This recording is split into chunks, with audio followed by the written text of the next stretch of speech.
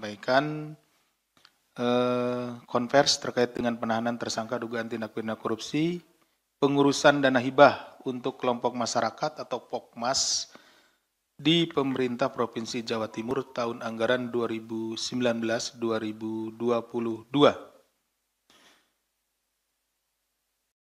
Perlu rekan-rekan ketahui bahwa pokok-pokok pikiran atau pokir itu adalah gagasan dan aspirasi masyarakat yang dititipkan kepada anggota legislatif ya sebagai perwakilannya di Dewan Perwakilan Rakyat untuk diusulkan dalam rencana pembangunan daerah melalui penyusunan anggaran pendapatan dan belanja daerah atau APBD.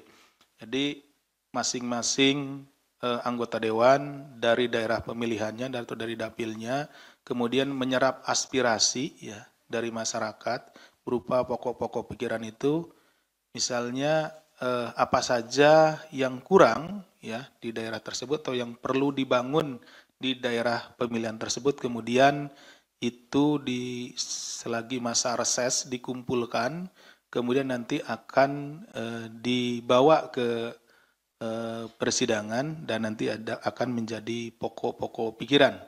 Misalkan apakah pembangunan fisik seperti jalan, kemudian jembatan, sekolah, atau mungkin rutilahu dan lain-lain, termasuk juga irigasi dan yang lainnya, itu yang akan menjadi pokok pikiran tersebut dan nanti akan dimasukkan di dalam penyusunan anggaran pendapatan dan belanja daerah atau APBD. Sehingga pokir disusun bukan hanya merupakan aspirasi atau pihak kelompok tertentu, namun berdasarkan kebutuhan real. Jadi pada saat reses tersebut, nah ini realnya ya, anggota dewan itu ke daerah pemilihannya, kemudian ada aspirasi atau menyerap aspirasi dari masyarakat. Dalam perkara ini terungkap bahwa selain menyusun aspirasi tidak berbasis pada kebutuhan real masyarakat, anggaran yang disiapkan untuk program pokir juga justru dikutip oleh oknum-oknum tertentu. Jadi pada kenyataannya, ya walaupun ada masa reses, ini khusus untuk perkara yang kami tangani ya, yang kami peroleh informasi bahwa yang seharusnya pokok pokiran itu berdasarkan dari masyarakat atau bottom up ya. Di masyarakat, daerah pemilihannya pada masa reses dilihat, dikunjungi apa yang kurang ya seperti itu, tetapi pada kenyataannya untuk yang kami temui di penanganan perkara ini tidak demikian gitu. Jadi anggota DPR yang ini, oknum anggota DPR di sini itu hanya berdasarkan kepada orang-orang atau kelompok-kelompok yang memang mengajukan gitu ya. Mengajukan kurang apa, perlu apa, demikian, dan juga nanti dijelaskan lebih jauh. Justru karena memang dana pokir ini setiap tahun ada, maka mereka, para kelompok-kelompok ini sudah mengijon duluan gitu ya. Saya sebagai ketua kelompok nanti memberikan uang, sebagian uang supaya nanti dapat dana pokir tersebut gitu. Walaupun mungkin nanti di daerahnya tersebut itu tidak dibutuhkan, tidak diperlukan hal itu gitu, seperti itu. Jadi seharusnya ini programnya sangat bagus, program yang bottom up, di mana para anggota legislatif ini turun ke daerah pada saat reses, bertemu dengan masyarakat, bertemu dengan konstituennya, menanyakan apa kebutuhannya, keperluan ya, seperti itu, dan kemudian dicatat dan itu nanti akan dibawa di persidangan. Tetapi ternyata ini lain, justru disimpangkan ya, karena memang ini anggaran ini setiap tahun ada, ya sudah tersedia, jadi kemudian ya setiap orang atau setiap kelompok ini berlomba-lomba untuk mendapatkan itu. Hasil kualitas program yang dilaksanakan menjadi tidak optimal.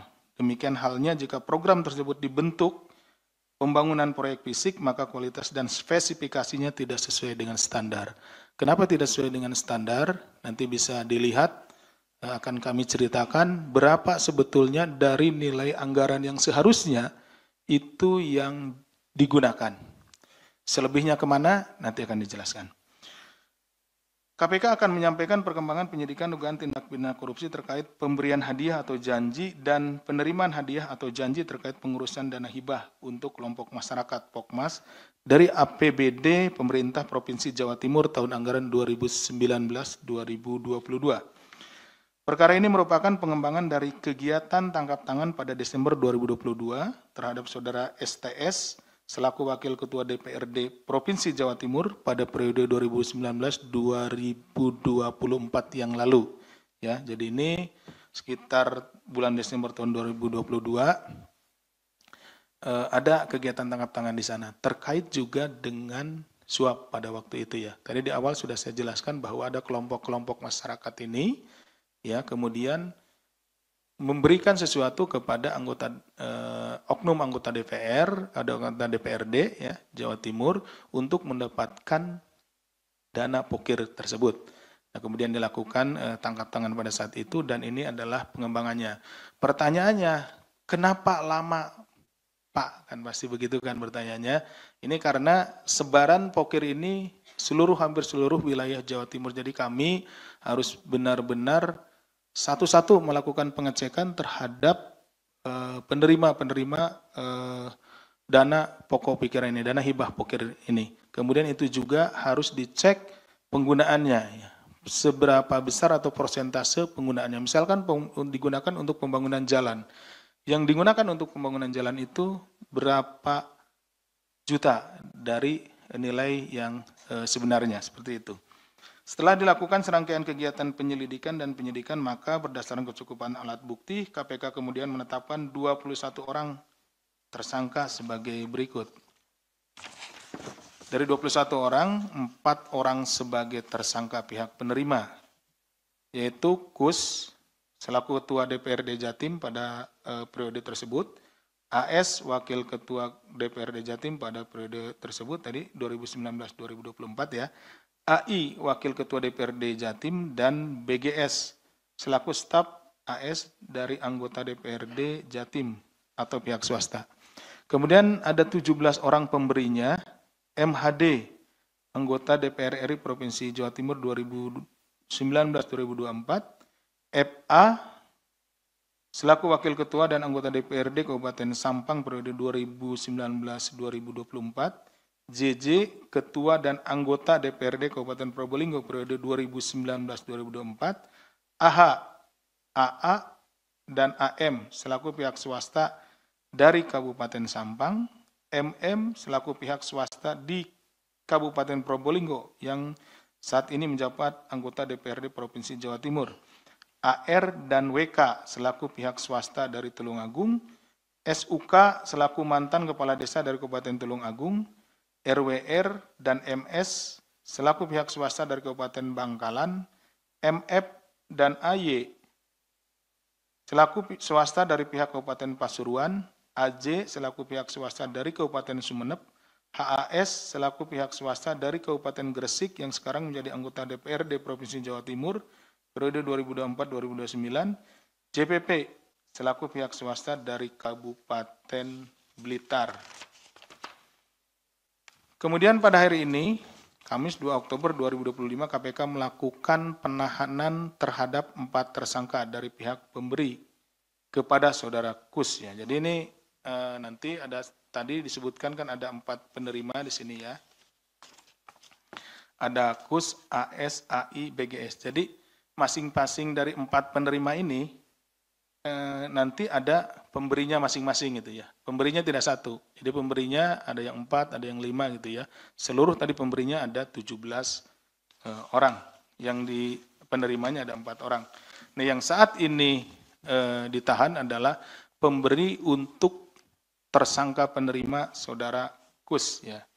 Dari 4 orang tersebut yaitu HAS anggota DPRD Jatim periode 2004-2009 atau pihak swasta dari Kabupaten Gresik, JPP selaku pihak swasta dari Kabupaten Blitar, SUK selaku mantan kepala desa dari Kabupaten Tulungagung, dan WK selaku pihak swasta dari Tulungagung. Nah, seharusnya ini 5 hari ini ya kami panggilnya, tetapi untuk WR sudah berkirim surat kepada kami minta dijadwalkan ulang pemeriksaannya karena kondisi kesehatannya tidak memungkinkan. Jadi sudah dipanggil pada hari ini yang bersangkutan mengirimkan surat ya karena alasan kesehatan. Terhadap keempat tersangka tersebut dilakukan penahanan untuk 20 hari pertama terhitung mulai tanggal 22 Oktober 2025 hari ini sampai dengan tanggal 21. Maaf ya, saya ulangi. Mulai tanggal 2 Oktober tahun 2025 hari ini sampai dengan 21 Oktober 2025 di Rutan Cabang KPK Merah Putih. Adapun konstruksi perkaranya, nah ini konstruksi perkaranya, terdapat dugaan pertemuan antara pimpinan DPRD Jatim bersama-sama praksi untuk menentukan jatah hibah pokir tahun 2019-2022 bagi setiap anggota DPRD Jawa Timur.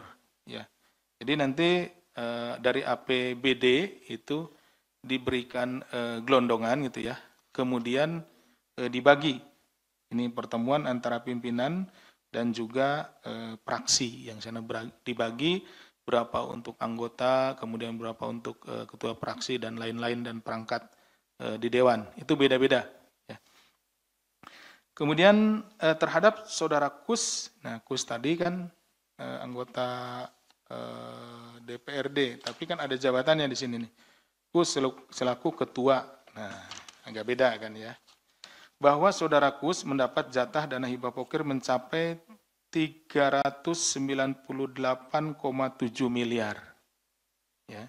Dengan rincian sebagai berikut ini untuk 4 tahun ya. 54,6 miliar tahun 2019, 84,4 miliar tahun 2020, 124,5 miliar tahun 2021, dan 135,2 miliar tahun 2022. Kemudian dari jatah pokir saudara Kus tersebut diantaranya didistribusikan masing-masing. Ya. Pertama kepada HAS sebagai korlap yang memegang dana Pokmas di 6 daerah, yaitu Kabupaten Gresik, Bojonegoro, Trenggalek, Pasuruan, Malang, dan Pacitan. Kemudian yang kedua ke saudara JPP sebagai korlap yang melakukan pengkondisian dana Pokmas di 3 daerah, yaitu di Blitar, Kota Blitar, dan Tulungagung. Ya. Sedangkan saudara SUK bersama saudara WK dan saudara AR sebagai korlap bertugas mengelola dana Pokmas di Kabupaten Tulungagung. Selanjutnya masing-masing koordinator lapangan atau korlap membuat proposal permohonan dana hibah dengan menentukan jenis pekerjaannya sendiri, membuat rencana anggaran biaya RAB sendiri, dan laporan pertanggungjawaban LPJ sendiri. Nah, di sini kesalahannya. Seharusnya tadi seperti dijelaskan saya di awal bahwa dana pokir ini untuk pekerjaannya ya atau kegiatannya itu harusnya berdasarkan informasi dari lapangan atau bersifat bottom up. Jadi anggota dewan pada masa resesnya berkunjung ke dapilnya masing-masing dan beraudiensi dengan masyarakat atau konstituennya, ini menanyakan atau mencari informasi apa saja bangunan fisik atau yang diperlukan ya, bangunan fisik yang diperlukan atau hal-hal lain yang perlu ada peningkatan kualitasnya ataupun peningkatan pembangunannya. Misalkan jalan, kemudian juga irigasi, bangunan sekolah, atau bangunan yang lainnya. Tetapi pada kenyataannya, karena memang dana pokir atau dana hibah pokir ada setiap tahun, dan sudah berjalan di beberapa tahun gitu ya.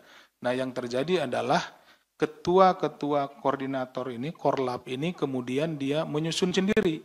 Jadi misalkan untuk tahun 2026, sudah disusun di tahun sebelumnya, untuk misalkan di kecamatan A, kabupatennya B misalkan seperti itu, disusun kebutuhannya jalan sekian kilometer misalkan. Nah dibuat RAB-nya sendiri, dibuat permohonannya sendiri gitu ya, kemudian diajukan. Nah nanti pengajuan itu dikumpulkan dan kemudian ke anggota dewan yang dari dapil tersebut diajukan. Nah di sini kemudian terjadilah tindak pidananya kenapa? Karena kemudian untuk mendapatkan proyek tersebut, mendapatkan ya atau proposalnya tersebut disetujui, nah para korlap ini pada akhirnya memberikan sejumlah uang. Jadi istilahnya diijon dulu nih. Sudah tahu bahwa akan ada program seperti itu, tetapi tidak pernah bisa ditentukan kepada siapa nanti program itu akan diberikan. Ya akhirnya mereka melakukan ijon, memberikan sejumlah uang kepada oknum anggota dewan, sehingga di situ terjadilah proses penyuapan. Kemudian setelah uangnya diberikan ya, kemudian dilaksanakan pembangunannya dan LPJ-nya juga dibuat sendiri atau laporan pertanggungjawabannya. Dari anggaran pokir tersebut terjadi kesepakatan pembagian fee. Sebetulnya antara KUS dan Korlap dengan rincian sebagai berikut.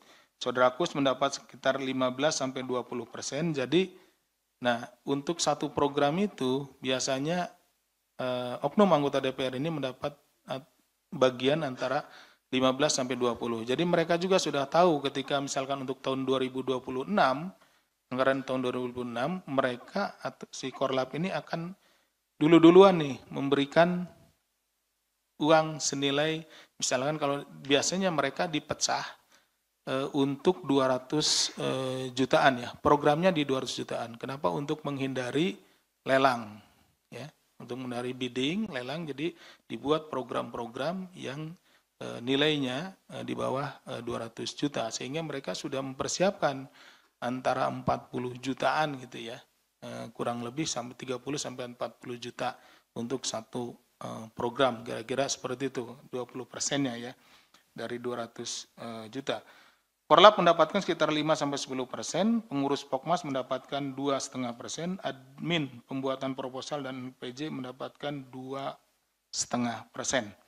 Sehingga dana pokir yang betul-betul digunakan untuk program masyarakat hanya sekitar 55-70%. Jadi kalau dibagi-bagi ya diambil tadi 20% untuk oknum anggota dewan, kemudian 10% untuk Korlap. Nah ini kan udah 30% gitu ya. Kemudian untuk Pokmas dan lain-lainnya 10%.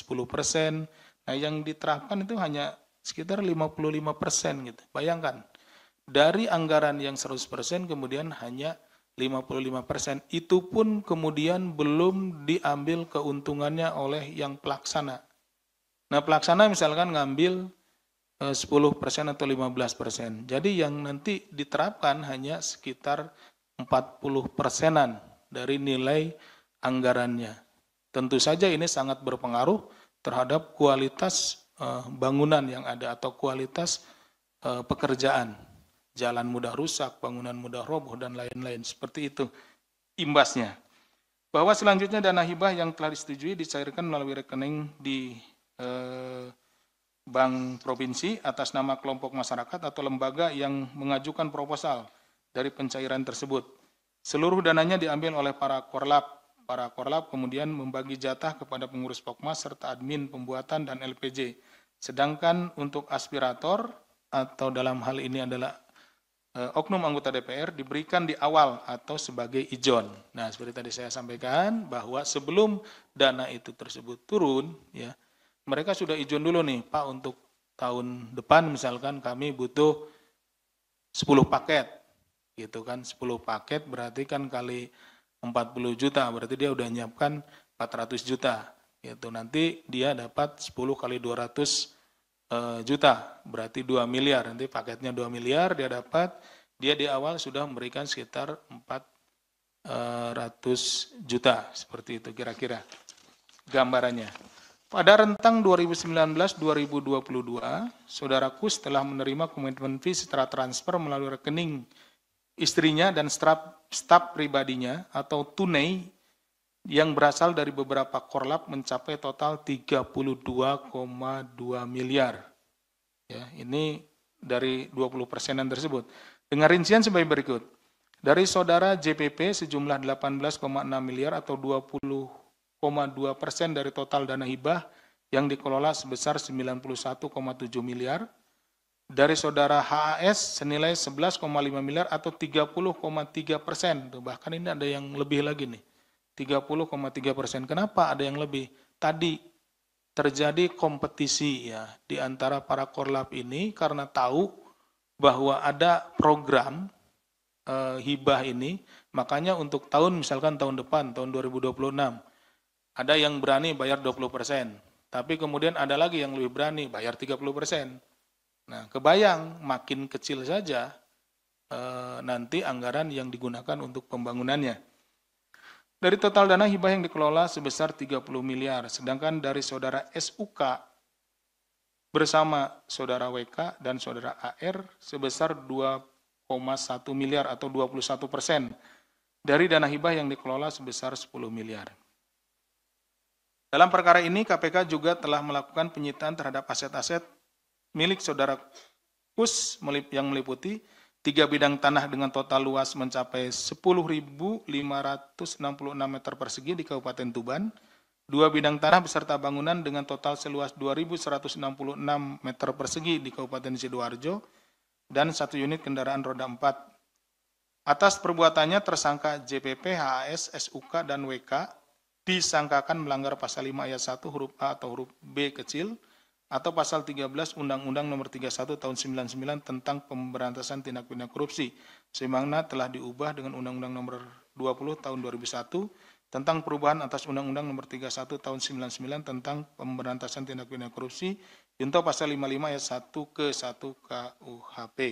Secara simultan KPK juga aktif melakukan pendampingan kepada Pemprov Jawa Timur melalui fungsi koordinasi dan supervisi. Jadi setelah kejadian ini Kedeputian Koordinasi dan Supervisi juga melakukan pendampingan ya, karena program pokir ini, hibah pokir ini adalah memang program yang baik ya, program yang bagus, di mana program ini sebetulnya bagaimana menyerap aspirasi masyarakat terkait dengan apa-apa yang diperlukan, pembangunan apa saja yang diperlukan di masyarakat. Jadi dengan adanya praktek tindak pidana korupsi yang berhasil dibongkar, kami dari KPK melalui Kedeputian Koordinasi dan Supervisi melakukan pendampingan supaya hal ini tidak terjadi kembali dan pelaksanaan program pokir ini bisa dilaksanakan dengan sebaik-baiknya dan bisa memberikan manfaat yang sebesar-besarnya kepada masyarakat. Tentunya pembenahan dalam proses perencanaan dan penganggaran agar tidak terjadi tindak pidana korupsi kembali. Adapun KPK telah memberikan sejumlah rekomendasi perbaikan pada Pemprov Jatim, diantaranya penajaman tujuan pemberian hibah agar selaras dengan program prioritas daerah, kemudian penetapan kriteria penerima hibah yang selektif dan berbasis indikator terukur, transparansi dalam verifikasi dan seleksi penerima hadiah, serta pembangunan database terintegrasi antara pemerintah kabupaten, kota, provinsi, dan pusat, sehingga benar-benar bisa awasi. Selanjutnya, penyaluran dana hibah perlu didukung teknologi sehingga digitalisasi sistem informasi hibah yang dapat diakses publik secara real time sangat diperlukan.